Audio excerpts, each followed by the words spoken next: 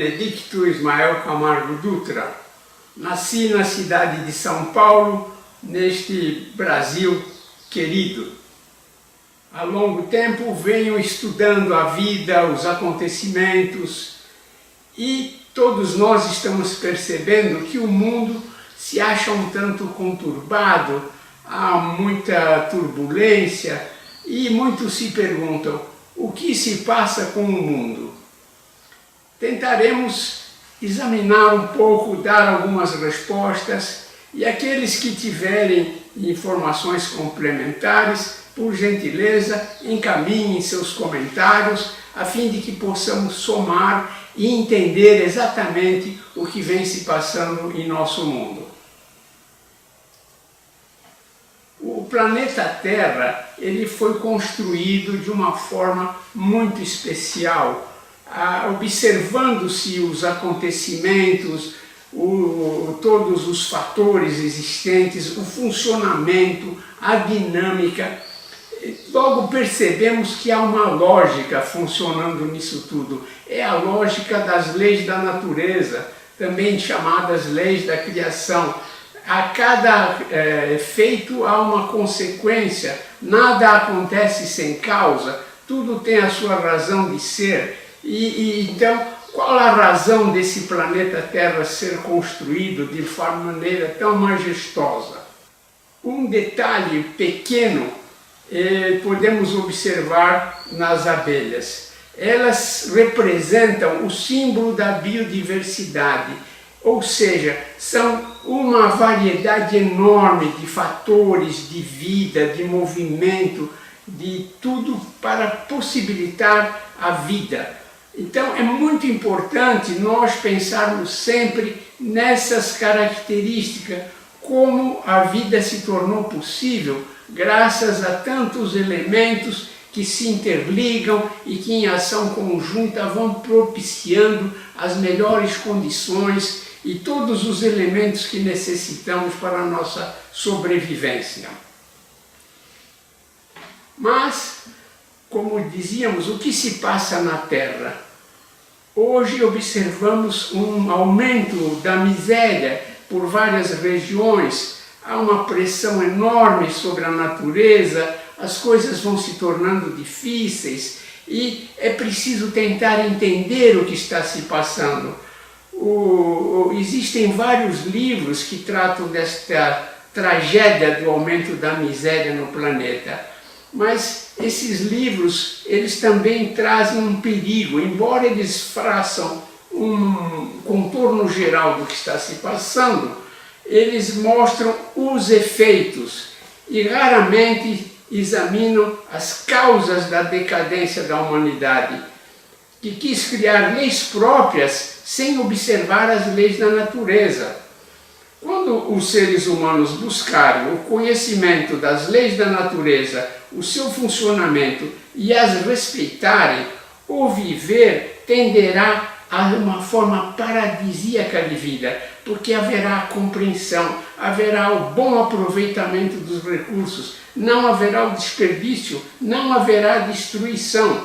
E isso tudo poderá se dar de uma maneira natural, sem as ideologias de medo e ódio que encobrem cobiças. Hoje nós vivemos um clima onde ocorre essa questão do medo, a questão da desconfiança, e isso provoca ódio, e isso provoca ações violentas, agressivas, que não caberiam no planeta Terra pela forma como foi construída. Então é muito importante o estudo dessas leis da natureza. E nós estamos no Brasil. O Brasil se encontra numa encruzilhada. Nós tivemos um período longo de um Brasil colônia, cuja finalidade principal era fornecer riquezas para a Europa. E aqui era explorado, era o grande baú das riquezas naturais que eram daqui extraídas e enviadas para fora. Mas com o tempo foi se formando uma consciência nacional.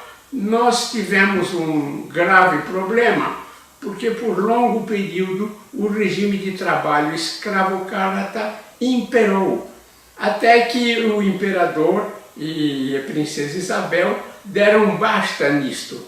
Mas a interrupção do trabalho do regime escravo não teve sequência, porque logo em seguida veio a República, que destronou o imperador Dom Pedro II, e esta república surgiu de uma forma um tanto precipitada, sem um preparo, sem alvos mais nobres, e a república foi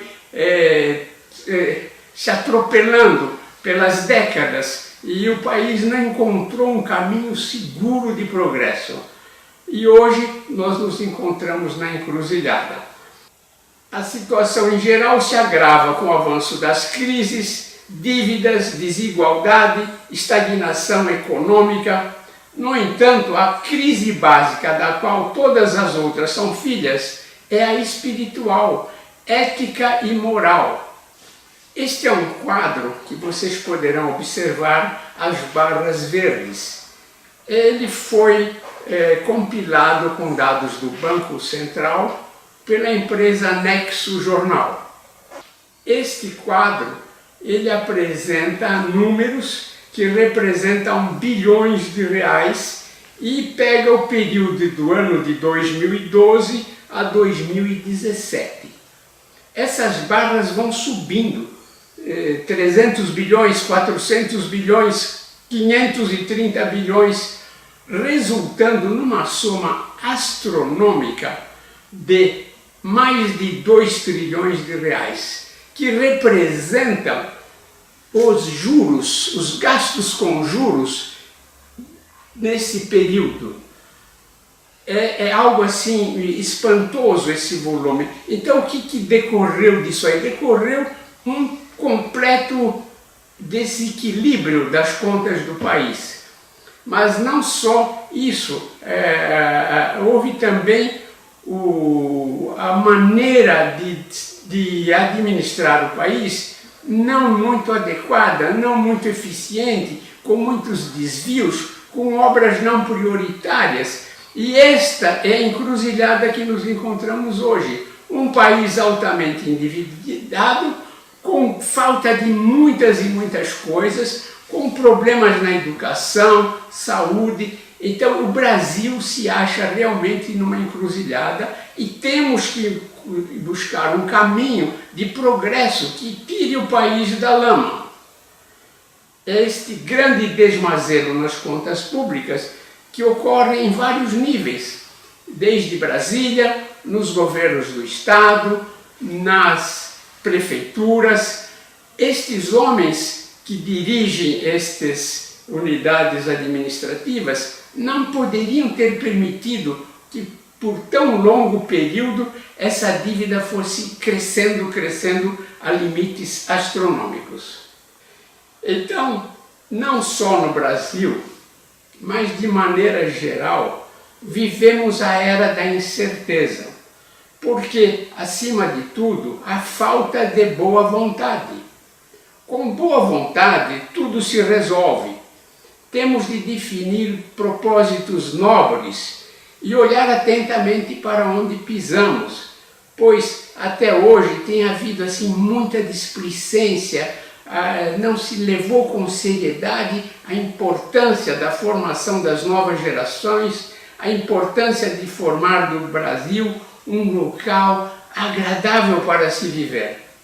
O mundo, após o término da Segunda Guerra, nos anos 1940, ele ingressou numa forma de globalização financeira, porque precisava-se de uma moeda que atendesse aos interesses de todos os países.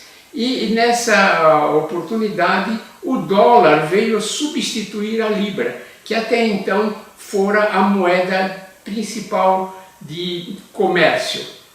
E o dólar assumiu a posição do ouro para ser aceita globalmente. E isto representou a globalização financeira, ou seja, todos falavam a mesma língua financeira em busca de dólares, pois era a moeda que a tudo sustentava. Assim o tempo foi passando, o dólar penetrando e todos os países buscando ter um volume de dólar que possibilitasse atender aos seus compromissos internacionais.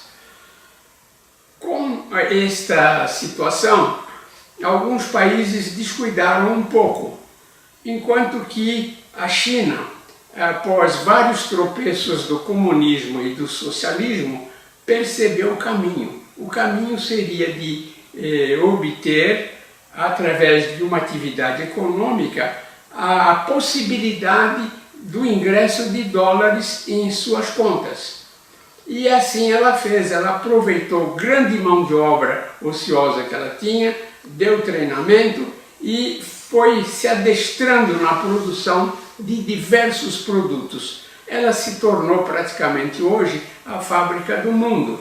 E vemos nesta figura como a sua mercadoria penetra para várias partes. Então, se de um lado havia o dólar caminhando para todos os países, saindo lá da região de Estados Unidos, Washington, e agora temos a China fazendo o inverso, ela manda mercadorias para várias partes do mundo e com isso ela foi recebendo dólares e formando uma grande reserva que outros países descuidaram, outros países acabaram se tornando devedores, o que sempre acarreta uma situação de dependência, porque quem deve e não consegue pagar as suas contas corretamente, não consegue gerar caixa, dinheiro para pagar as suas contas, se torna dependente.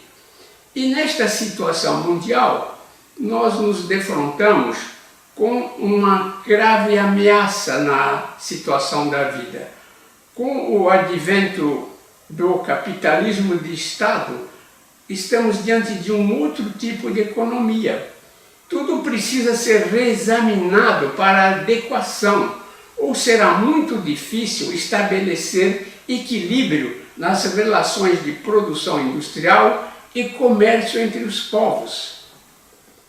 E isso está afetando a questão dos empregos pelo mundo. Esta interrogação é o fim dos empregos? Mas há tanta coisa para fazer em países e cidades como o Brasil, como falar no fim dos empregos? Há um erro de foco nisso aí. Jeremy Rifkin, desde 1996, vem falando do fim dos empregos. Ele escreveu, inclusive, livros a esse respeito. E analisando esta questão, ele, na conclusão, deixou em aberto a grande questão da humanidade, alertando para a possibilidade do fim dos empregos e que isto acarretaria o colapso da civilização como a conhecemos. Então, esta é a grande drama que nos encontramos. Há uma ameaça, o que fazer? Porque a atividade profissional ela tem que ser remunerada. Mas se a atividade sofreu uma estagnação, se a produção foi sendo transferida para outra região, como gerar empregos? Outra ameaça que vem a esta questão é a automatização, o uso de robôs, de máquinas especiais que substituem o trabalho de várias pessoas e modificam toda a estrutura do trabalho. Então, estamos realmente aqui nessa indagação. Será o fim dos empregos? Como resolver essa questão? Então, se a civilização está ameaçada, o que temos que examinar disso aí? O que ocorre aqui nesta questão é também, como escreveu o próprio Rifkin, o que ocorrerá com a situação da humanidade, da civilização. E ele vai a uma expectativa de que teria que haver, para compensar este colapso da civilização, um avanço da espiritualidade.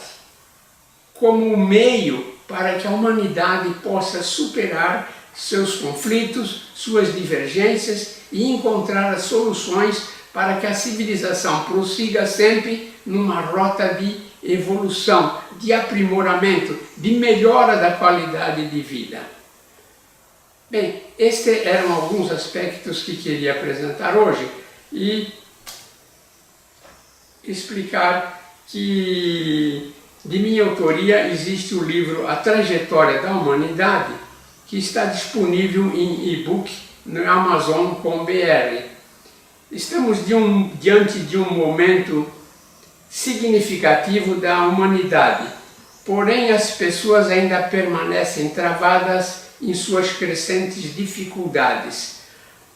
Elas têm que se movimentar, não se deixar abater por tantas dificuldades que nos atingem, e movimentando-se, encontrar o caminho certo por onde a humanidade poderá vencer esse grande obstáculo que se apresenta no momento e prosseguir a sua trajetória de progresso. Ok? Uma boa tarde a todos.